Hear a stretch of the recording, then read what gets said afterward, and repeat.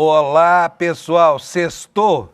Hoje é sexta-feira, dia 5 de setembro de 2025. São 7 horas em ponto da manhã. Nós estamos começando a última edição desta semana histórica, já diria Eduardo Moreira, por causa do que está acontecendo lá em Brasília, no julgamento do Supremo. E olha, eu estou animadaço hoje porque as notícias que vieram ontem de Brasília dão conta de que essa aberração chamada projeto de anistia parece ter empacado, né?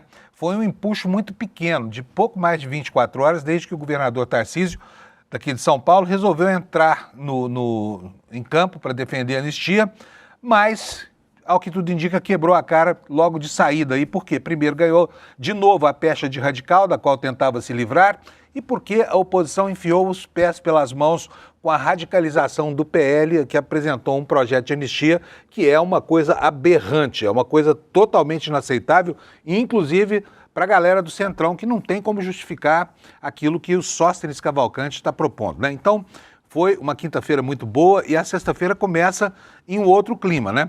Final de uma semana em que começou o julgamento dos réus acusados de serem os grandes organizadores, aqueles que conceberam e também os mandantes ocultos, né, de tudo que aconteceu em relação às várias tentativas de golpe que houve no Brasil entre o fim de 2022 e o começo de 2023, desde que Bolsonaro foi rejeitado pelas urnas, foi expelido do Palácio do Planalto e Lula assumiu a presidência da República numa eleição legítima e democrática. Então é assim que nós estamos terminando a semana.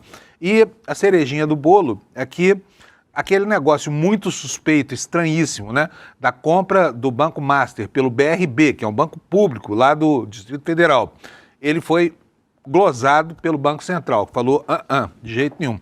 Finalmente o Banco Central toma uma atitude que a gente acha uma atitude defensável, né, porque de resto é só notícia ruim, essa taxa de juros aí de 15% ao ano e companhia limitada. Então, é assim que começamos o nosso programa de hoje. Quero desejar para vocês uma ótima sexta-feira. Já vou logo chamando aqui o meu amigo Alex, porque hoje nós temos vários assuntos aí na seara do futebol. Alex, bom dia, meu filho. Como é que você passou de ontem para hoje? Tudo bem? Bom dia, Panuso. Bom dia, comunidade. Estamos finalmente. Passei muito bem, descansei um pouquinho, assisti um pouco o jogo da seleção brasileira que aconteceu ontem e estou revigorado para essa sexta-feira, início de fim de semana, Panuso. O que está acontecendo que você está tão alegre assim, Alex? O Palmeiras vai jogar contra um time fraquinho, é? Pior que não, o Palmeiras vai demorar 2 semaninhas pra jogar agora no Campeonato então Brasileiro. É isso. Aí eu tô não tem notícia ruim. Sim, sem notícia ruim por enquanto, Panuso. Deixa eu te falar uma coisa, olha só, temos 2 notícias aqui relativas assim, a personalidades da área do futebol.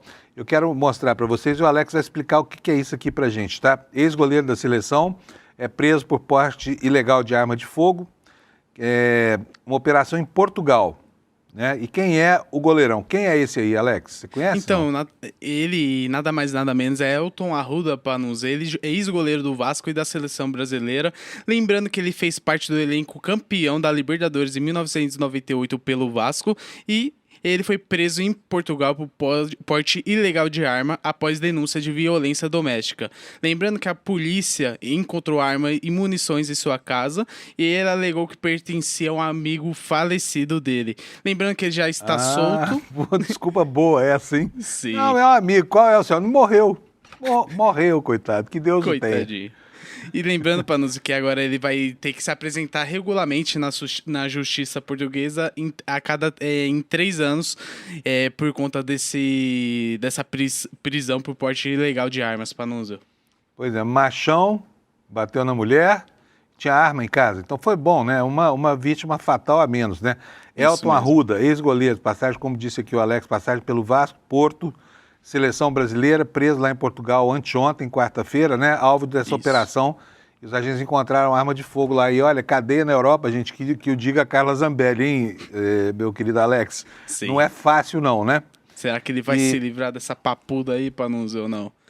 Papuda lá em Portugal é duro, viu? Vamos ver. Olha só, temos outra notícia aqui também. Bruno Henrique. O que aconteceu com o Bruno Henrique? Então, Panuso... A gente antecipou ontem aqui, a gente falou disso aqui ontem, né? Alex sempre em cima do lance aí. Conta Sim, pra gente, ontem Alex. que acompanhou o Desperta já sabia que ia ter esse julgamento no STJD por conta de uma possível punição pro Bruno Henrique por conta de benefícios e apostas esportivas que ele teria forçado um cartão contra o Santos em 2023 para favorecer, além de apostadores, familiares. E Você sabe o Panuso, que ele fez para levar esse cartão? então, no vídeo que eu verifiquei, ele reclamou com o juiz e fez aquela reclamação insistente para tomar um cartão amarelo. E foi isso que ele levou o cartão, que ficou muito na cara que ele queria mesmo tomar aquele cartão amarelo, Panuso, para ser Pô, pelo menos suspenso. não chutou a canela não quebrou a canela de Não. ninguém, né? Não, mas xingou provavelmente a mãe do árbitro ali para tomar aquele cartãozinho. E agora se fu, né? Sim, Panuso. Lembrando que ele foi punido, mas não foi uma punição como a gente verificou em jogadores de times pequenos que foram banidos ou até mesmo pegaram 2 anos de suspensão. Ele teve 12 jogos de suspensão, mais Panuso. Tem um porém. Ele só não irá atuar em jogos da CBF. Por exemplo, se tiver a Libertadores, ele pode jogar porque é a Conmebol e ele foi punido em um jogo da CBF. Lembrando que o Flamengo vai recorrer dessa punição e vai tentar um efeito suspensivo. E além dos 12 jogos de suspensão, ele vai ter uma multinha barata para ele de R$60 mil, Panuso. É barato mesmo para quem faz um jogo de cena desse. Bom, Sim. então, para todos os efeitos, embora as punições sejam leves, ele foi condenado, né? Por Sim. essa acusação registrada nessa foto aqui, que está na capa do vídeo do Metrópolis, né? E que Sim. aparece aqui a cena em que ele força aqui, encheu o saco do juiz até ganhar o cartão amarelo, né? Sim. E aí os familiares dele, foram parentes dele que fizeram as apostas que ganharam esse dinheiro, não é isso? Isso, lembrando que vazou algumas conversas dele com o primo, ele falando que ia tomar o cartão pra isso o primo já se prevenir, já fazer aquela aposta e tentar esse lucro de forma ilegal, Panuso. É, beleza. E agora tá ele penduradão aí, né? Sim. Então, mas tá aqui a informação, olha, como é que cada auditor votou, tá aqui, tá tudo lá no site do Metrópolis. Se você gosta de futebol, vai lá que você vê, mas também tá nos outros sites aí, tá? Globo Esporte, essa coisa toda, porque essa notícia foi uma notícia importante. E por falar nisso, Alex, sobre futebol mesmo, tem alguma coisa importante pra gente ressaltar nesse finzinho de semana? Sim, Panuso, ontem ocorreu o jogo entre Brasil e Chile, lá no Maracanã. É o penúltimo jogo que vai finalizar essa fase de eliminatórias para a Copa do Mundo da América do Sul. E ontem o Brasil ganhou de 3-0 do Chile, que é uma seleção que caiu bastante de rendimento. O Estevão abriu o placar nos 38 minutos, foi o primeiro gol da nossa cria da academia pela seleção brasileira. O Paquetá de volta na seleção marcou o segundo gol. E o Bruno Guimarães finalizou o placar de 3-0 nesse gol aos 76 minutos. Agora o Brasil vai para a altitude lá na Bolívia e finalizar essa participação nas eliminatórias e já se preparar para a Copa do Mundo do ano que vem, Panuso. Maravilha, beleza, maravilha, Alex. Vamos é nessa. isso, né?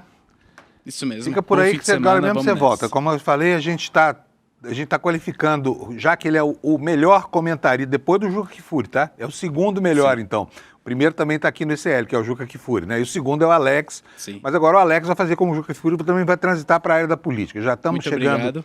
Né, Alex? Isso aí. E lembrando que o Chico Pinheiro falou que eu sou o segundo jornalista esportivo aqui do ICL, com o mais importante também, Panuso. Então, E quem é o primeiro? É o Juca. o Juca Ah, sempre. Mas você não tem se como importa competir, dessa né? liderança não ser sua, né? Não. Um dia, quem sabe, né, Panuso? É, igual. Uma vez eu era jovenzinho, fui apostar uma corrida de kart. E não tinha dinheiro para comprar os pneus. Kart é caro, né? Sim. Eu era um garoto pobre lá da periferia de Uberlândia, Minas Gerais. Mas aluguei um kart, fui disputar uma corrida e esse kart, toda curva que fazia, ele rodava. Eu, ainda assim, cheguei em 5º lugar, sabe? Entre os Sim. 5 que estavam disputando. Vou levar isso pra vida, Panuso. Parecido. Vamos nessa. Vamos lá. Um abraço, Alex. Obrigado, viu? Pessoal, vamos para a meteorologia, então? Olha, tem novidade hoje aqui no mapa no mapa da previsão. Ontem estava mais ou menos assim, né? Estava menos colorido o mapa. Se você que me acompanha aqui todo dia cedinho se lembra, nós tínhamos ontem uma área aqui no centro do país que estava livre dessas cores todas, né? Que indicam fenômenos meteorológicos importantes para a gente anotar. Mas hoje aqui no sul, olha, já tem aqui a anotação de que entrou uma massa de ar polar, uma frente fria, já está provocando chuvas aqui no Rio Grande do Sul e tem um alerta de tempestade aqui. Nós vamos ver como é que está esse alerta. Já está chovendo pra caramba lá, tá? E as temperaturas vão cair bastante. A chuva prevista para hoje aqui, segundo o INMET, nessa região em alaranjado aqui, né? Região norte do estado do Rio Grande do Sul.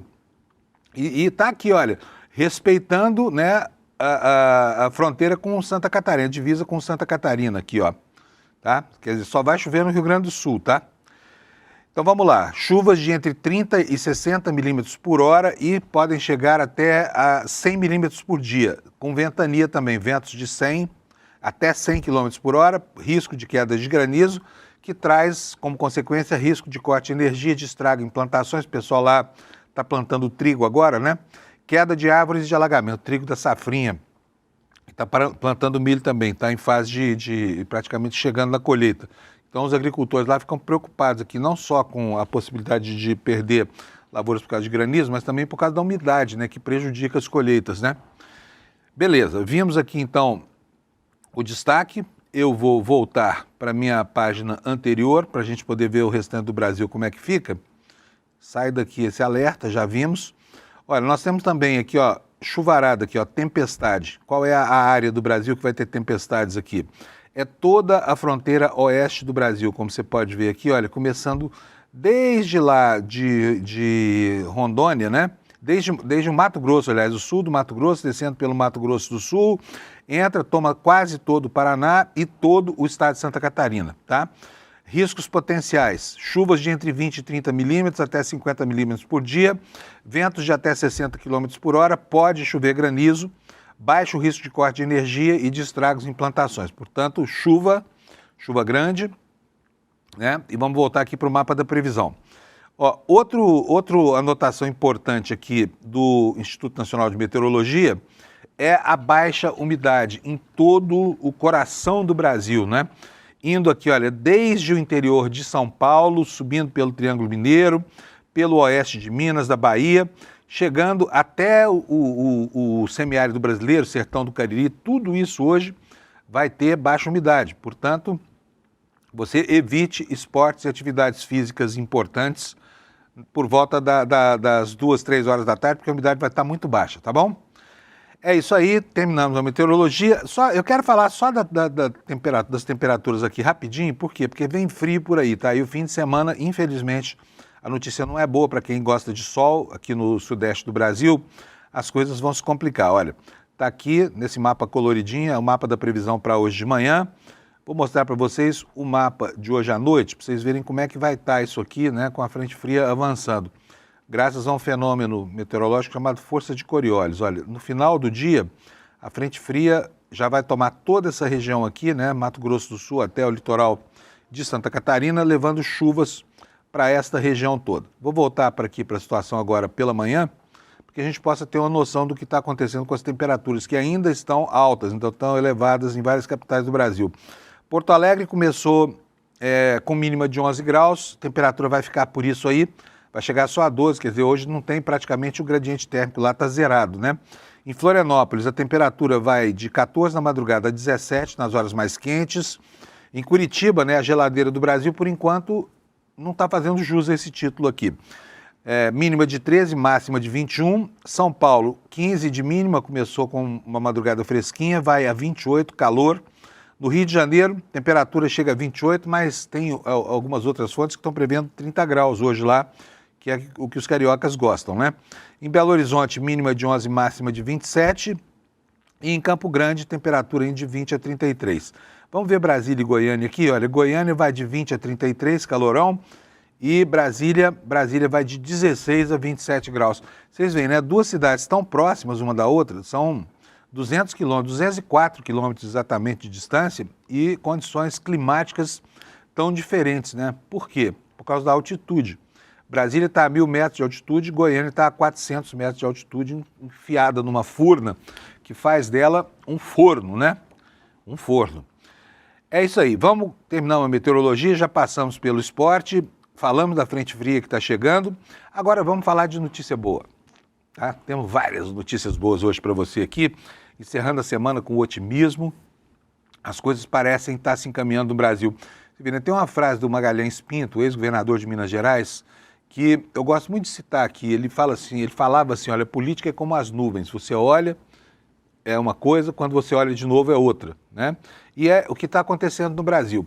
Ontem parecia que o projeto de anistia estava aprovado já, né? O Tarcísio entrou no jogo, foi lá cabalar votos em Brasília, o Hugo Mota, titubeante como sempre, já enfraqueceu na sua posição de não colocar para votar, diz que vai ouvir os líderes e tudo mais. Aí aparecem alguns outros fenômenos, né? Fenômenos que provocaram uma inflexão nesse otimismo todo da extrema-direita brasileira e que, né, melaram um pouco do entusiasmo para lá. Por quê? Porque as coisas não são fáceis nesse campo, tá? Nem mesmo para o pessoal do centro político brasileiro, porque eles ficam se equilibrando aí entre a cruz e a caldeirinha, né? A cruz do governo Lula, a caldeirinha do governo da vertente bolsonarista, que não para de dar trabalho para o Brasil.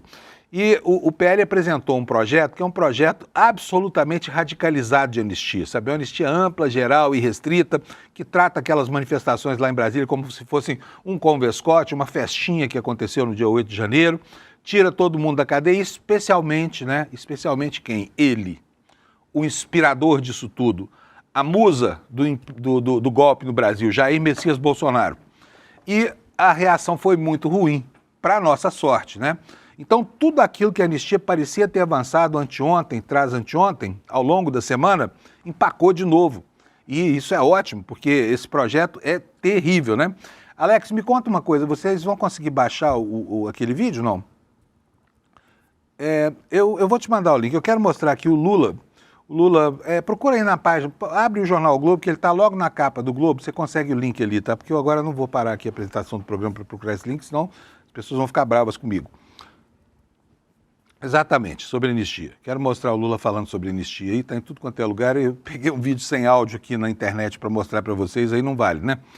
Mas enfim, então esse é um fato. Aí temos outro fato. Ontem saiu o primeiro balanço, né, da movimentação de exportação e importação do Brasil, já durante o período do tarifaço. E sabe o que aconteceu? Aumentou o superávit das exportações brasileiras. É isso mesmo, aumentou o superávit da balança comercial brasileira. Por que esse superávit aumentou com o tarifaço? Primeiro, porque o Brasil conquistou novos mercados, por exemplo, para carne, né? Para muitas outras coisas. O Brasil está reagindo e abrindo fronteiras por aí. Existe uma investida dos empresários, do governo, todo mundo de mãos dadas aí para enfrentar essa contingência aberta pelo tarifaço do Trump.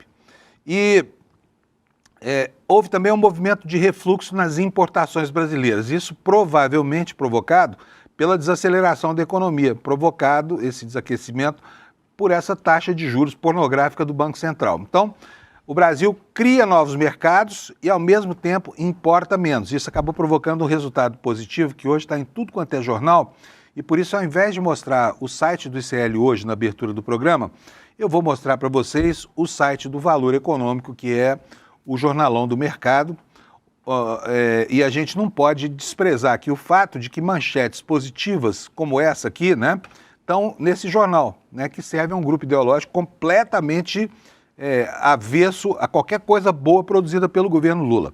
Mas o jornal informa bem, tá? Vou aqui fazer uma ressalva aqui, o Valor informa bem, né, embora mire o público do mercado financeiro. A manchete é essa mesmo que você está vendo, superávit da balança comercial brasileira em agosto avança, e não foi pouco, hein? 36% sobre o mês de agosto de 2024. As exportações para os Estados Unidos caíram 18,5%, tá? E o tarifaço, né, está aí vigorando e provocando esse fenômeno aí. Aí é uma imagem de uma colheitadeira numa plantação de soja. Aliás, uma colheitadeira não está fazendo nada. Não é uma colheitadeira, é um pulverizador. É um pulverizador que está aí em meio a uma plantação de soja. A matéria nos diz o seguinte: a balança comercial brasileira registrou um superávit de 6 bilhões 133 milhões em agosto, número divulgado nesta quarta-feira pela Secretaria de Comércio Exterior, do Ministério do Desenvolvimento, Indústria e Comércio, o MDIC, do Alckmin.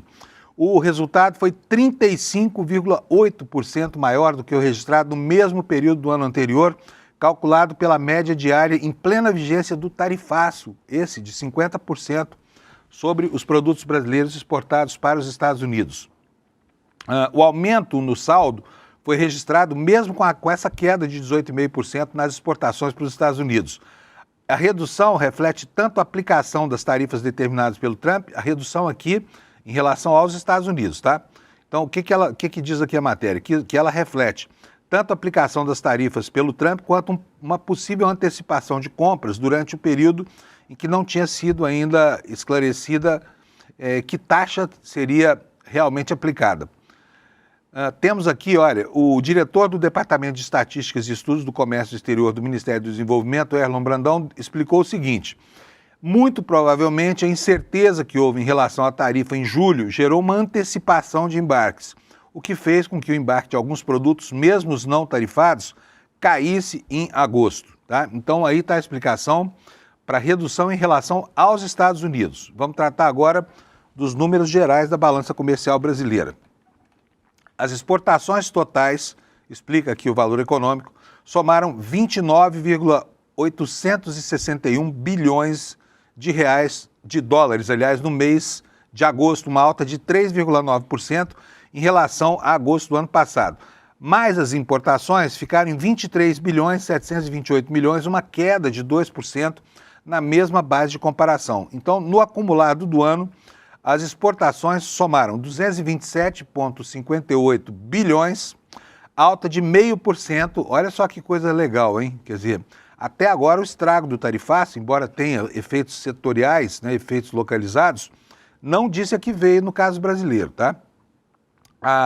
Então, o aumento na balança comercial entre o aumento das exportações e a redução das importações alcançou 6,9%. A corrente de comércio, soma de exportações e importações, alcançou 412,35 bilhões, um ganho de 3,2%. As exportações agropecuárias cresceram 8,3% em agosto, sempre calculadas pela média diária em relação ao mesmo mês do ano anterior. No caso da indústria extrativista, houve uma alta de 11,3%, enquanto que os embarques da indústria de transformação recuaram 0,9%. No lado das importações, houve uma alta de 0,4% na compra dos produtos agropecuários, de 26,5% na indústria extrativa e uma queda de 3,8% na indústria de exportação. Então a notícia, gente, é uma notícia muito boa, concorda? Para quem estava esperando o caos não chegou, pelo menos no primeiro mês do tarifaço, tá? Pelo menos está tudo em ordem, embora alguns setores brasileiros tenham perdido bastante dinheiro nesse processo do tarifaço do Trump, tá bom? O que mais? Vamos continuar aqui dando sequência a essas informações. Olha, aqui outra matéria do Valor Econômico, dizendo o seguinte: é possível que a queda na exportação de alguns produtos em agosto esteja sim relacionada com o tarifaço. É o que disse lá o Ministério do Desenvolvimento, Indústria e Comércio do nosso vice-presidente Geraldo Alckmin. O que é isso aqui? É o seguinte: o diretor do Departamento de Estatísticas do Ministério da Indústria e Comércio, Erlon Brandão, que eu mencionei agora há pouco, afirmou nesta quinta-feira que a queda nas exportações de alguns produtos dos Estados Unidos em agosto pode estar ligada a efeitos do tarifaço imposto por Trump. Segundo ele, choques tarifários são determinados para a elevação, determinantes para a elevação ou a retração do fluxo de exportações.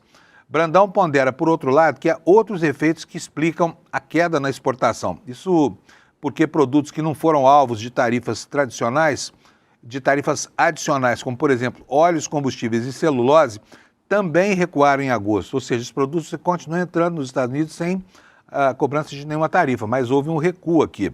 Movimento que, segundo ele, pode estar relacionado a um efeito de antecipação nas vendas ocorridas durante o mês de julho. Muito provavelmente, diz Erlon Brandão, a incerteza que teve em relação à tarifa de julho gerou essa antecipação de embarques, né? O diretor acrescentou que não é possível mensurar se houve desvio de produtos tarifados para outros mercados por enquanto. Não temos, disse ele, como aferir e falar com segurança. Então, aqui colocado, o fim do mundo não chegou, o tarifaço não representou o apocalipse que Trump queria que representasse, o Brasil segue sobrevivendo como um país exportador, né, com relações superavitárias com o mundo. e com relações um pouco menores com os Estados Unidos, um percentual de 18,5%, porque é óbvio que alguns produtos brasileiros sofreram para entrar lá, né, no mercado do norte.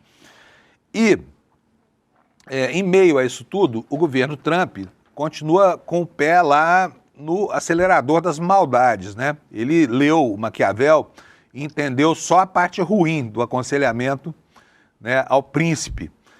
E está pressionando o sistema bancário brasileiro para sacanear autoridades que, porventura, eles venham a catalogar naquele rol da Lei Magnitsky, que é um rol horroroso, né? Morte financeira. Mas, por enquanto, a morte financeira também não acontece aqui no Brasil. E algumas instituições brasileiras, por exemplo, o Banco do Brasil, que é quem paga os salários dos magistrados brasileiros, dos ministros que estão sendo apenados, eles estão tentando entender como é que vão se movimentar agora no ambiente criado pela tal Lei Magnitsky. E temos aqui uma outra matéria do Valor Econômico. Hoje eu estou deixando lá o nosso portal do ICL para depois, hein? Banco do Brasil prepara plano de contingência caso os Estados Unidos intensifiquem as sanções por conta da Lei Magnitsky. O banco busca um aconselhamento de escritórios de advocacia americanos e o principal acionista, que é o governo brasileiro, conversa com especialistas em política pública e consultores. A matéria dá conta do seguinte: o Banco do Brasil, onde o ministro Alexandre de Moraes, sancionado pela Suprema Corte, mantém uma conta, está considerando planos de contingência caso o Departamento do Tesouro dos Estados Unidos imponha sanções financeiras adicionais a seus clientes ou ao próprio banco, de acordo com pessoas familiarizadas com discussões internas de alto nível. Eu só vou dizer aqui, olha, o presidente Trump, ao contrário do que afirma o Valor, não foi sancionado pela Suprema Corte. Ele foi sancionado num ato administrativo, numa ordem executiva do Trump, que colocou o nome dele no rol da Lei Magnitsky, né? Então, a informação do Valor aqui está errada, mas eu já fiz a correção para você não entrar pelo caminho do erro. Vamos lá, como parte de seus preparativos, o Banco do Brasil está buscando aconselhamento de escritórios de advocacia americanos e seu principal acionista, que é o governo brasileiro, está conversando com especialistas em políticas públicas e consultores para tentar entender como o governo americano está verificando as informações que obtém sobre o tema financeiro brasileiro, disseram as pessoas. Funcionários do banco também discutiram o desvio de algumas transações em dólar dos Estados Unidos, que possui cerca de 50 mil clientes e escritórios em Nova York e em Miami para outras filiais no exterior, mas nenhuma decisão foi tomada, foi o que disse uma das fontes. Tais transações ainda teriam que ser reportadas ao Fed, para vocês verem como está tudo entrelaçado, né? Tudo interligado, um mundo estranho, em que o capital circula dessa forma em que havia uma centralização abjeta que tinha como foco já o controle político do planeta, porque esse mecanismo de regulação, eu não sei qual era a intenção do legislador americano, a lei não foi feita para isso, mas ela se presta para isso. Então, fica aqui o registro de que, né, a tal democracia na gestão do capital, o capital livre que anda pelo mundo nas asas do sistema SWIFT, é um engodo do qual o planeta precisa se livrar. E esperamos mesmo que os BRICS, que são os aliados do Brasil e foram também sancionados, todos eles, pelo governo Trump, acordem para o fato de que é muito necessário substituir o dólar como âncora nas transações comerciais. É urgente que se faça isso, deveria ter sido feito há muito tempo. Lá em 1971, quando o então presidente dos Estados Unidos, o Nixon, acabou com o acordo de Bretton Woods, né? que durante muito tempo, de 1939 até 1971, fez com que o dólar fosse a grande âncora da economia mundial. Por quê? Porque ele estava ancorado em reservas de ouro depositadas nos Estados Unidos. Mas aí acabou-se com essa vinculação do dólar ao ouro. Só como curiosidade para você, que pouca gente sabe disso, embora essa seja uma informação histórica pública bastante importante, mas o dólar valeu entre 1939 e 1971, a onça de ouro valeu exatamente 35 dólares, tá? Não houve nenhum movimento de desvalorização do dólar. E daí essa tradição do dólar como âncora de todas as transações financeiras mundiais, né? E depois a integração da globalização criou o sistema SWIFT e através do sistema SWIFT os Estados Unidos controlam o fluxo financeiro do planeta. Eles não querem de jeito nenhum perder essa posição de controle financeiro do planeta, né? Então aí esperneando toda vez que se fala nisso. Daqui a pouquinho, então, o Alex está me informando que achou aqui o vídeo do Lula e nós já vamos ver o Lula falando contra a anistia, já a gente vai falar sobre esse assunto. Ainda falando sobre essa história dos banqueiros, das instituições brasileiras, como é que elas vão enfrentar a Lei Magnitsky, a matéria do Valor diz o seguinte, olha, banqueiros das principais instituições financeiras brasileiras estão cada vez mais presos entre as prerrogativas do Supremo Tribunal Federal, que processa o ex-presidente Bolsonaro por diversas acusações, e o governo do presidente Donald Trump, que se opõe a qualquer sanção a Bolsonaro. Há um mês, os Estados Unidos usaram a Lei Magnitsky para sancionar o ministro Alexandre de Moraes, impedindo de acessar propriedades ou ativos nos Estados Unidos ou fazer negócio em dólares. E agora há uma promessa feita pelo reino de Hades da internet, Paulo Figueiredo, esses bandidos que estão lá tratando dessa campanha infamante contra a soberania brasileira, de que vai haver sanções aos demais ministros da corte, né? Um deles já sentiu o golpe, que é o ministro Luiz Roberto Barroso, que não faz parte da primeira turma, mas tem uma casa lá nos Estados Unidos, um casarão lá na beira da praia, que ele comprou enquanto era advogado, antes de ser ministro do Supremo, e tinha um filho trabalhando num banco brasileiro, numa subsidiária de um banco brasileiro nos Estados Unidos. Esse filho dele optou por não voltar mais aos Estados Unidos e voltou ao Brasil há cerca de 3 semanas aí, para evitar, né, sofrer as consequências disso, que é a imposição de sanções para parentes, inclusive, de ministros da Suprema Corte Brasileira. Chega de falar de superávit, vamos mostrar agora a capa do ICL, com as notícias boas sobre a política também. Olha só, o que aconteceu ontem? Estava tudo seguindo o roteiro que a oposição queria, a oposição bolsonarista, a pior oposição do Brasil. Até que chega o Sóstenes Cavalcante e apresenta um projeto indigesto, até para quem gosta do Bolsonaro, tá? É o que aconteceu. E isso gerou esta manchete principal aqui na capa do ICL de hoje: anistia de Sóstenes escancara impasse no Congresso e confronta a articulação de Alcolumbre. Eu vou abrir essa notícia e vou ler para você agorinha. Vamos lá, para o texto principal, matéria do Kleber Lourenço. A proposta de anistia apresentada pelo deputado Sóstenes Cavalcante aprofundou a crise em torno do tema e expôs de vez a divisão entre Câmara e Senado. Esse texto sugere perdão não apenas às manifestações políticas, mas também para crimes graves, incluindo, olha só, associação criminosa, milícia privada, danos ao patrimônio público e de forma explícita aos atos do 8 de janeiro. Então ele aproveitou para bandido de tudo quanto é categoria, está abarcado aqui no projeto deste pastor pentecostal chamado Sóstenes Cavalcante. Um sujeito que é piedoso para com quem comete crimes, né? Um sujeito que tem realmente uma alma grande para cobertar aqueles que praticaram crimes não só na seara das instituições, mas também no mundo do crime comum, por exemplo, milicianos, né? Afinal de contas, tem uma família complicadíssima no partido dele que vai fazer bom uso disso aqui. Mas vamos lá. A redação considerada ampla e provocativa é vista por parlamentares como uma tentativa de reclassificar como simples manifestação de rua, ou seja, uma festinha, né? Aquilo tudo que aconteceu lá em Brasília no 8 de janeiro. O próprio Sóstenes, diz a matéria aqui do Kleber, tratou de reduzir o peso da iniciativa, afirmando o seguinte: eu tenho esse texto como uma possível sugestão ao futuro relator. Ainda assim, a circulação do documento já serviu para acirrar as tensões e para levantou a leitura, quer dizer, a versão, né, de que a Câmara pode caminhar para uma proposta mais dura do que está sendo discutida lá no Senado. Olha aqui a cara do Sóstenes Cavalcante, como esse cara é piedoso, né?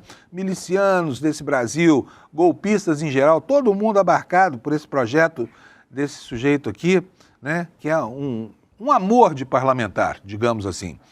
Segue aqui a matéria. No Senado, a reação tem sido de rejeição. O senador Fabiano Contarato, do PT do Espírito Santo, foi categórico, classificou como inaceitável essa anistia. Disse o seguinte: falar em anistia para quem tentou contra o Brasil é um grave desrespeito ao povo brasileiro e à nossa Constituição. Trata-se de uma afronta à legalidade, um estímulo à impunidade e um risco real de repetição. Repetição do quê? Repetição de movimentos golpistas, como os que a gente viu, né? Ele também abriu espaço apenas para discussão sobre a proporcionalidade das penas. Disse o seguinte: entendo que é legítimo ao Congresso Nacional discutir também sobre proporcionalidade das penas, sem deixar de responsabilizar com o devido rigor aqueles que ocuparam posições de liderança nos movimentos golpistas. As penas devem refletir a gravidade de cada ato. A fala reforça a linha de negociação do senador Davi Alcolumbre, que trabalha em um texto centrado apenas na dosimetria das penas. Senadores petistas em caráter reservado também já sinalizaram a disposição de apoiar essa proposta mais restrita. Mas o caminho não é livre. Uma das principais lideranças do MDB no Congresso já fez questão de afirmar que é contra qualquer forma de perdão ou de redução da pena, o que indica uma resistência significativa. Na Câmara, a incerteza é ainda maior. Justo lá, né, em que havia uma impressão de que estava tudo caminhando para uma aprovação inevitável, inexorável, para usar a palavra certa, dessa proposta de anistia, que, entre outras coisas, tinha por objetivo anistiar ele, o autor dessa história toda, o mestre, o autor intelectual e também o grande incentivador Jair Messias Bolsonaro. O que diz aqui o Kleber Lourenço para a gente? O presidente da Casa, Hugo Mota, do Republicanos, afirmou nesta quarta-feira que não há consenso sobre anistia. Como já mostrou aqui o ICL, a percepção é de que votar um perdão amplo em meio ao julgamento da tentativa de golpe seria politicamente desgastante, empurrando a decisão para frente e prolongando o impasse.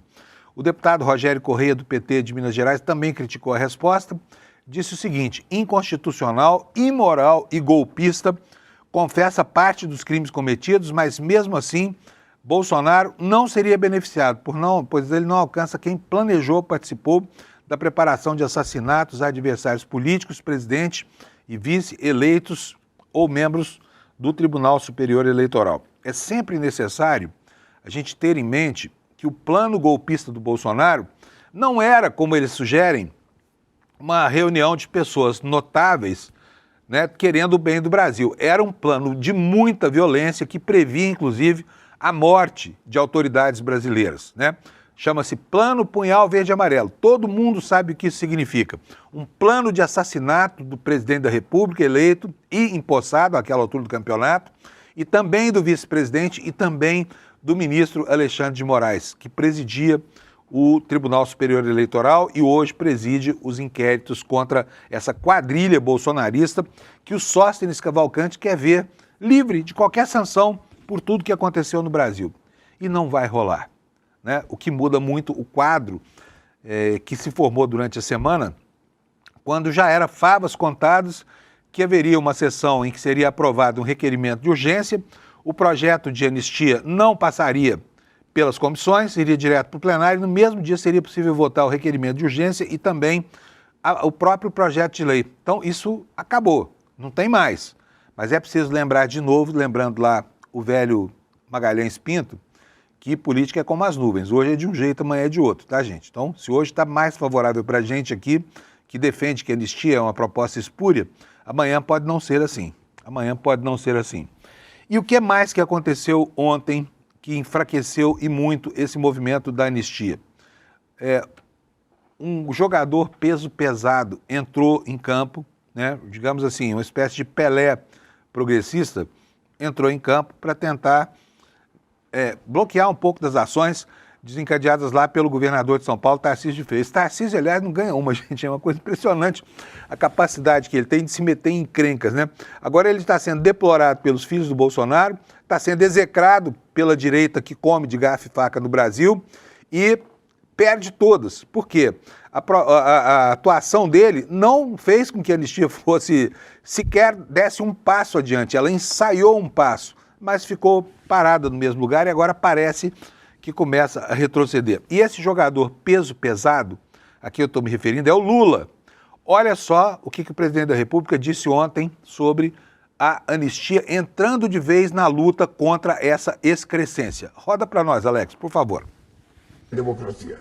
Nós estamos vendo agora os falsos patriotas nos Estados Unidos pedindo intervenção do presidente Trump no Brasil. Nós estamos vendo. Os caras que fizeram Os caras que fizeram campanha embrulhado na bandeira nacional, dizendo que eram patriotas, agora estão embrulhados na bandeira americana, pedindo para o Trump intervir no Brasil. É isso, querido. Agora, é outra coisa que nós temos que saber. Se for votar no Congresso, nós corremos o risco da anistia. É importante ter certeza, porque o Congresso, vocês sabem que não é um Congresso eleito pela periferia. O Congresso tem ajudado o governo aprovou quase tudo que o governo queria, mas a extrema-direita tem muita força ainda. Então é uma batalha que tem que ser feita também pelo povo, tá? É isso aí. Tarcísio encontrou pela frente quem você não esperava, né? Tá aí o Lula em campo jogando um bolão e ontem já fez um golaço. E as redes bolsonaristas continuam na defensiva. É incrível, eles ficaram de 2018 até 2025 no ataque. Agora estão perdidinhos, não sabem o que fazer demais, estão tomando goleadas aí, porque têm sustentado teses, não é por falha no processo, porque eles dominam mesmo o método, né? Só que dominam o método, mas eles defendem o ideário que, sabe, que é muito difícil de transformar em fato político no Brasil. Olha só como é que nós temos aqui uma outra matéria também no site do ICL. Redes bolsonaristas seguem na defesa de Jair, tá? Continuam defendendo lá desesperadamente, tentando defender, só que não conseguem furar a bolha. Estão falando para os mesmos de sempre. Ou seja, a mensagem deles ficou presa no ambiente, ecoando nas paredes dessa bolha, não passa para a opinião pública brasileira, tá? Vamos ler aqui a matéria da Laura Scofield, lá da Agência Pública, que está no site do ICL Notícias. Apesar do debate sobre o julgamento de Jair Bolsonaro ter sido intenso no WhatsApp e no Telegram, ele não furou a bolha, aponta o estudo feito pela Palver, que é uma empresa especializada em análise de tendências nas redes sociais. A pedido da agência pública, a Palver avaliou que no auge da discussão nos grupos, o julgamento foi abordado em cerca de 2.000 mensagens a cada 100 mil, em um universo de 100 mil grupos de WhatsApp e 5 mil grupos de Telegram. A Palver analisou os termos a partir da busca por palavras-chave como Bolsonaro, STF, Supremo, golpe, Moraes e Gonê, entre os dias 29 de agosto e 3 de setembro. Ainda que o número seja alto, pois os grupos públicos abordam assuntos diversos, o responsável pela área de inteligência e o cofundador dessa empresa Palver, que se chama Luiz Facuri, explica que essas mensagens ficaram restritas ao debate dos grupos bolsonaristas, ao debate dos grupos de esquerda, e não viralizaram entre o público geral. O pesquisador atribuiu isso ao tom técnico e ao linguajar jurídico que permeia o julgamento. A Palver também analisou o posicionamento das mensagens e aponta que a versão bolsonarista tem predominado. O relatório aponta que 68% das menções são contrárias à condenação e 23% são favoráveis e 9% são indeterminadas. O bolsonarismo, diz aqui o Facuri, é um público mais presente no debate digital, tem mais interesse em manter a linha narrativa. A esquerda vai fazer comentários mais amplos, mas não vai ficar toda hora falando em defesa da democracia. A direita tem o apelo da defesa do líder, né? Ela corporifica, o Bolsonaro corporifica essa causa, tá? Mas o importante é anotar aqui que a mensagem ficou restrita às bolhas de sempre, não conseguiu ultrapassar os limites dessa bolha, portanto, estão falando para convertidos, tá?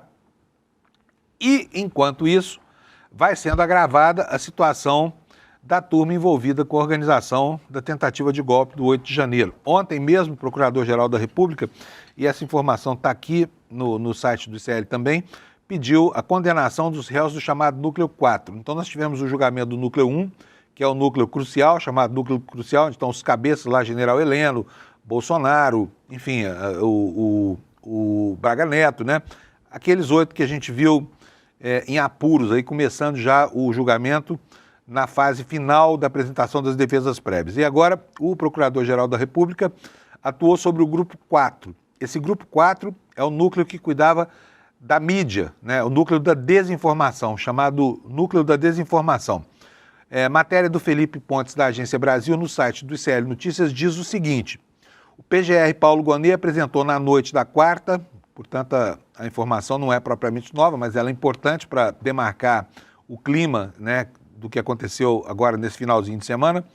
Ele apresentou na noite de quarta-feira ao Supremo as alegações finais que pedem a condenação de mais 7 réus do caso em mais uma das ações penais sobre a trama golpista que teria tentado manter o ex-presidente Jair Bolsonaro no poder, mesmo após a derrota nas eleições de 22. Os denunciados pelo complô foram divididos em 4 núcleos pela Procuradoria-Geral. O primeiro já foi, né? Está em processo de julgamento.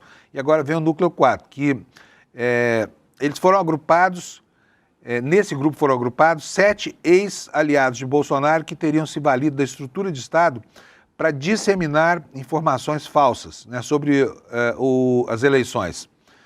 A míngua de irregularidades reais que pudessem abalar a estabilidade social, o uso indevido da estrutura do Estado foi essencial para a manipulação e distorção de informações sensíveis contra o sistema eletrônico de votação e as autoridades em exercício nos poderes estabelecidos, escreveu o PGR Paulo Gonet.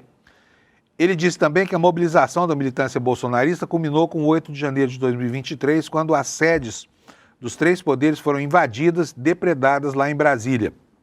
Gonet destacou que esses atos violentos não podem ser negados. E quem são os réus desse núcleo 4?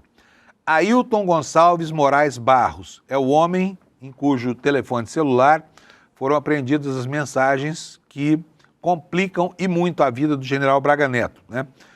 Ângelo Martins de Nicole, Carlos César Moretson Rocha, Giancarlo Gomes Rodrigues, Guilherme Marques Almeida, Marcelo Araújo Bormevete e Reginaldo Vieira de Abreu. Todos foram acusados pela Procuradoria-Geral da República pelos mesmos crimes, que são os seguintes: organização criminosa armada, tentativa de abolição violenta do Estado Democrático de Direito, tentativa de golpe de Estado, dano qualificado e deterioração de patrimônio tombado. A ação penal contra o núcleo 4 é a segunda mais avançada dos 4 processos que tramitam separadamente no Supremo Tribunal Federal sobre a tal trama golpista.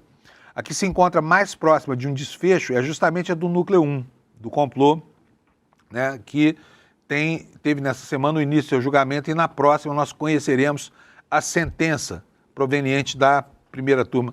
Eu acho que falar sentença está errado, é um acórdão, é uma decisão colegiada, né? E é uma decisão que não tem instância de recurso, portanto é um acórdão. A gente fala sentença, mas a sentença aí é um acórdão.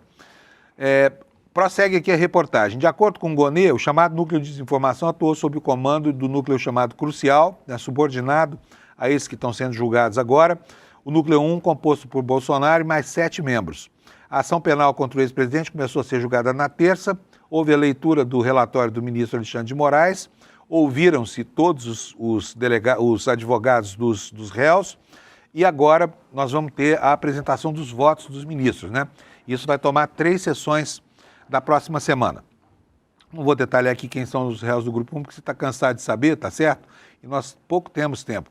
Preciso falar com vocês também sobre algo muito importante que está acontecendo no Mar do Caribe, que é essa história de o Trump mandar uma flotilha para cá, uma frota de navios com capacidade bélica muito superior, talvez até à soma da capacidade militar daqui da América do Sul, para constranger a Venezuela, que ele pretende de alguma forma dominar. A gente não sabe qual vai ser ainda, se vai ter intervenção direta, que eu duvido muito, se vai ter alguma ação tentada de espionagem, a gente não sabe o que é, mas as provocações estão se avolumando ali. E anteontem a gente viu, né, a destruição de uma lancha, apresentada como uma lancha de traficantes do trem de Aragua, ou do Cartel de Los Soles, que seria uma organização chefiada por generais ligados ao Hugo Chávez, segundo os Estados Unidos. E ontem foi a vez da Venezuela cacifar a provocação. E aí está a manchete que retrata essa situação toda. Os Estados Unidos dizem que aviões militares da Venezuela se aproximaram do navio americano em provocação, sobrevoaram esses navios. O Departamento de Defesa americano acusa o regime da Venezuela de tentar interferir em ações contra o narcotráfico na região do Caribe. Segundo um jornal, 2 caças F-16 venezuelanos sobrevoaram o destroyer Jason Dunham, que é equipado com mísseis guiados. Vamos para o corpo da matéria aqui rapidinho para a gente entender o que foi que aconteceu. Novo episódio de tensão entre Estados Unidos e Venezuela. O governo de Donald Trump afirmou nesta quinta que 2 aeronaves militares do país sul-americano se aproximaram dos navios deslocados por Washington para o Caribe como parte de uma operação para coibir o narcotráfico. Segundo o Departamento de Defesa americano, o ato representou uma provocação do regime de Nicolás Maduro. Washington ainda acusou Caracas de tentar interferir em suas ações contra cartéis de drogas.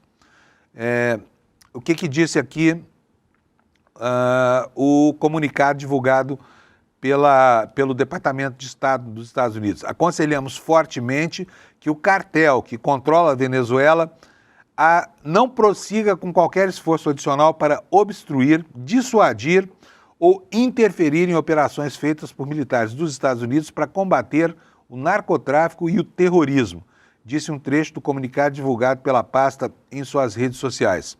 Ainda segundo o governo americano, que não forneceu detalhes, os navios estavam em águas internacionais. O regime venezuelano, por sua vez, não havia comentado. O jornal The New York Times, mencionando uma autoridade da defesa americana, relatou que esses 2 caças F-16 venezuelanos sobrevoaram o destroyer Jason Dunham, que é equipado com mísseis guiados no sul do Mar do Caribe. De acordo com a autoridade, o navio não respondeu ao sobrevoo e, portanto, não houve qualquer tipo de confronto. O episódio ocorre 2 dias após o presidente dos Estados Unidos afirmar que forças do seu país destruíram um barco que estaria saindo da Venezuela, supostamente carregado de drogas, ação que matou 11 pessoas, ainda segundo o republicano. O regime de Maduro, por sua vez, negou o caso, também acusou Washington de divulgar um vídeo falso feito por inteligência artificial sobre o suposto ataque. No dia seguinte, o secretário de Estado americano Marco Rubio disse que ataques a barcos carregando drogas, como o que teria sido alvejado na terça-feira, vão acontecer novamente. O chefe do Pentágono, Pete Hegseth, também afirmou que as operações na região não vão parar. Os Estados Unidos enviaram pelo menos 7 navios de guerra às águas próximas da Venezuela, junto com um submarino de ataque rápido movido à energia nuclear. Esquadra é tripulada por 4.500 marinheiros e fuzileiros navais. E Washington também opera aviões espiões em águas próximas à Venezuela. Agora, eu fico pensando aqui no que vai na cabeça do cidadão médio americano, né? Que viu aquelas imagens, são imagens impressionantes, mas era uma flotilha gigantesca que deve custar bilhões de dólares para abater um barco com 11 pessoas dentro, que ninguém sabe de onde era, que ninguém reclamou esse barco. Não se viu uma lágrima, um choro, uma lamentação, nada. Todos os implicados nessa trama bélica, militar, estão, de certa forma, comprometidos com aquele provérbio, né, de um lord inglês que falava que nas guerras a primeira vítima é realmente a mentira.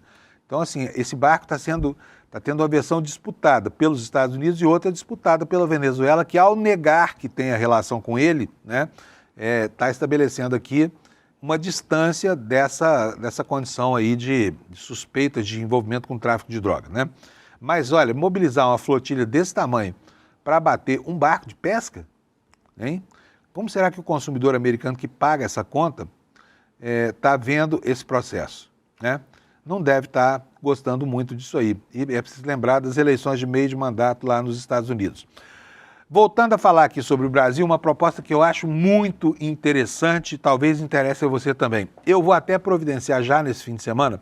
Todo fim de semana eu saio pedalando aqui por São Paulo. Eu adoro andar de bicicleta, a cidade tem ciclovias, podia ter mais, mas o que tem é suficiente para a gente visitar o centro da cidade, alguns bairros bonitos aqui, passar por praças, por feiras. Eu amo esse tipo de programa.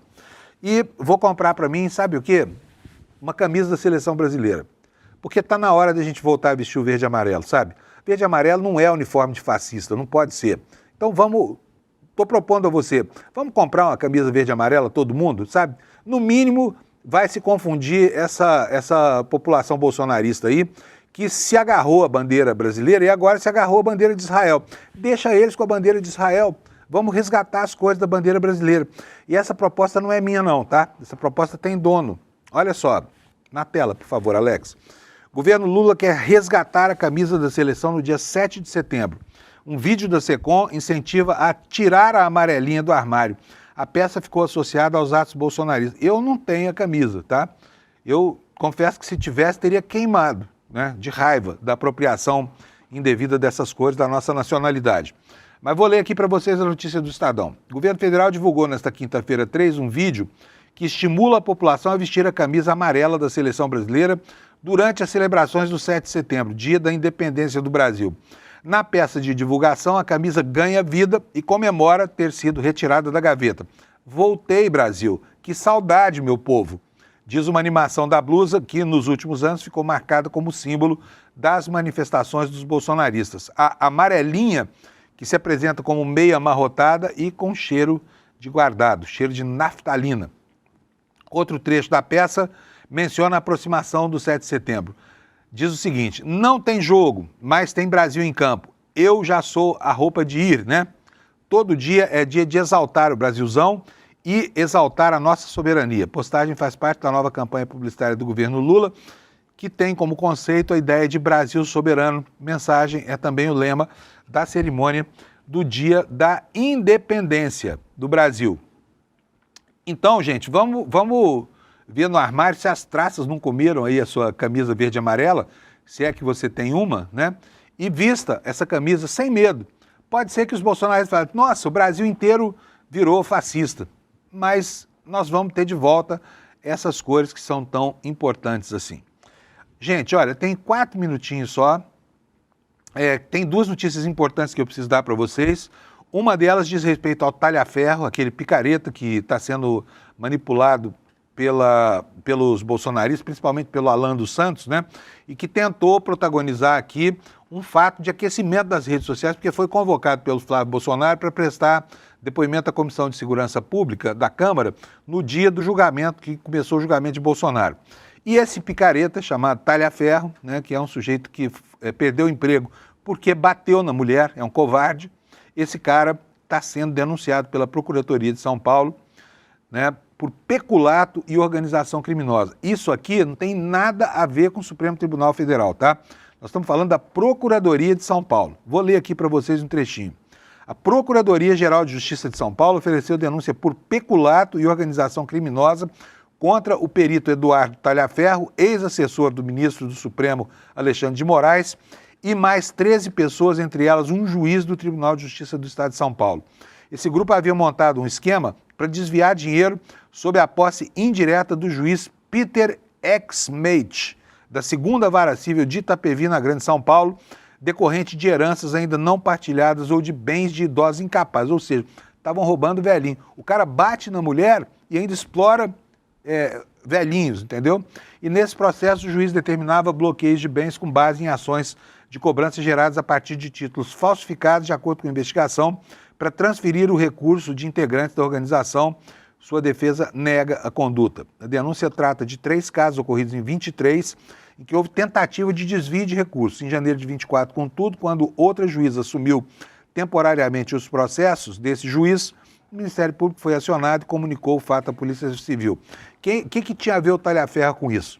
O Talha-Ferro era amigo íntimo do juiz, com acurado conhecimento de informática e de técnicas eficazes para a realização de limpezas tecnológicas em dispositivos de armazenamento de dados, e teria sido acionado pelo juiz para orientar o magistrado e um outro servidor do judiciário a apagar possíveis provas de telefones celulares, segundo relata a Procuradoria. Gente boa pra caramba esse Talha-Ferro, hein? E a direita incensando mais um bandido que se soma àquela constelação de gangsters, né, que hoje compõem o entorno do presidente Bolsonaro. Pessoal, acabou a semana para mim. Estou aqui, outra câmera aqui, Alex. Isso, beleza. Acabou a semana, mas não acabou o programa ainda. Tem uns segundinhos para vocês.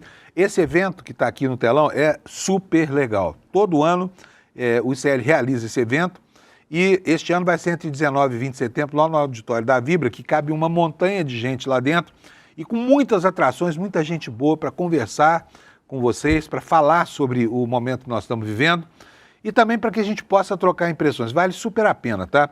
O ingresso custa menos do que um show de rock e é para 2 dias. Você não vai se arrepender de ir se encontrar conosco aqui do ICL e com os convidados que o Eduardo Moreira está trazendo para brilhantar esse evento, que o ano passado foi um sucesso absoluto, tá?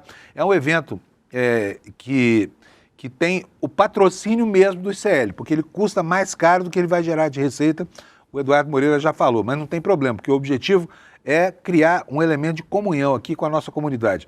Então eu te convido para vir, se você quiser vir, é só comprar seu ingresso aqui no despertar2025.com.br, venha e traga sua família também, tá? Vamos todos nos confraternizar aqui nos dias 19 e 20 de setembro, tá bom? Com isso eu me despeço de vocês, desejando um ótimo fim de semana E na segunda-feira, às 7 da manhã, vamos estar aqui para acompanhar a semana em que vamos conhecer a sentença do golpista Jair Bolsonaro e seus asseclas. Tchau, obrigado pela audiência, até segunda. Bom fim de semana. Ano passado estava lotado, mais de 4.000 pessoas vibrando com Serginho Grosman, Renato Freitas, Fátima Bernardes Mocotó, Bela Gil. Eu me arrepio só de lembrar. E esse ano, em 2025, a gente vai fazer um evento ainda maior. Nunca foi tão necessário reunir as pessoas, conversar sobre as mudanças que o mundo está passando. E a gente reuniu o maior conjunto de nomes para se apresentar nesse palco. A gente vai ter aqui, esse ano, o Miguel Nicoleles para falar de inteligência artificial, a Marina Silva para falar da questão do meio ambiente, Frei Beto, Leonardo Boff, a ativista Leida Guevara, filha de Che Guevara. A gente vai ter aqui também palestras com os nossos especialistas de marketing, de negócio, de redes sociais, falando sobre as transformações que estão acontecendo no acesso às redes, na comunicação. Vai ser espetacular. E a gente vai ter muita diversão também, com Margareth Menezes, com Leone e com vários outros artistas que, novamente, vão botar a casa para tremer, vão botar as pessoas para dançar, as pessoas vão se abraçar, vão abrir sorrisos tão raros hoje em dia e juntos a gente vai começar a revolução necessária aqui no Vibra São Paulo. Um momento que vai ficar guardado nas páginas da história desse país.